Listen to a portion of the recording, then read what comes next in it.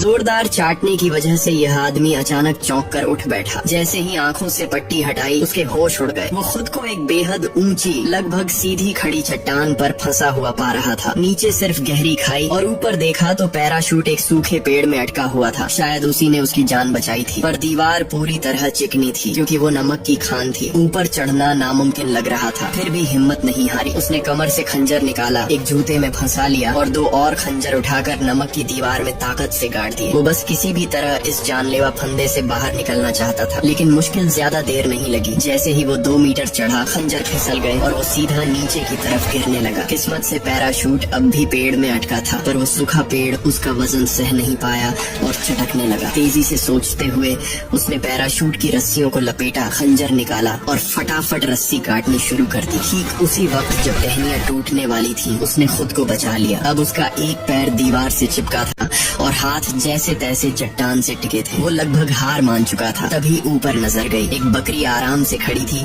और चुपचाप नमक चाट रही थी। ये देखकर उसकी आंखों में फिर से उम्मीद जागी। उसने सोचा, जब ये बकरी चढ़ सकती है तो मैं क्यों नहीं। उसने हिम्मत बांधी, हाथ पैरों की दरारों में पकड़ बनाई और ऊपर की ओर चढ़ना शुरू किया। नीचे झांका तो रूह कांप गई, लेकिन अब पीछे लौटने का कोई रास्ता नहीं था। धीरे धीरे हर मांसपेशी को झोंकते हुए वो ऊपर चढ़ा और एक उभरे हुए हिस्से तक पहुंच गया। लेकिन राहत की सांस भी नहीं ली थी कि नीचे की नमक की सतह भर-भरा कर गिरने लगी। चट्टानों की आवाज गूंज उठी। उसने किसी तरह खुद को संभाला और आखिरी बार जोर लगाकर छलांग मारी। उसके हाथ चट्टान के किनारे तक पहुंच चुके थे, पर अब ताकत जवाब दे रही थी। तभी ऊपर से वही बकरी आ गई और गुस्से से उसे घूरने लगी। एक झोंके में उसने आदमी को टक्कर मार दी। सौभाग्य से उसका एक हाथ अब भी पकड़ में था। उसने खुद को ऊपर खींचने की कोशिश की, लेकिन बकरी दोबारा हमला करने दौड़ी। इस बार आदमी ने उसके सींग पकड़ ली। बकरी घबरा गई और पीछे हटने लगी और उसी खींचतान में वो आदमी ऊपर खींच गया। आखिरकार वो चट्टान के ऊपर गिर पड़ा, थका हांफता मगर जिंदा। कुछ देर लेटा रहा, फिर बकरी की ओर देखा, हाथ बढ़ाया और उसके सिर को हल्के से सहला दिया। उसकी आंखों में अब डर नहीं, सिर्फ सुकून और शुक्रिया था। दोस्तों, अगर आप पार्ट 2 भी देखना चाहते हो तो कमेंट में जरूर बता देना।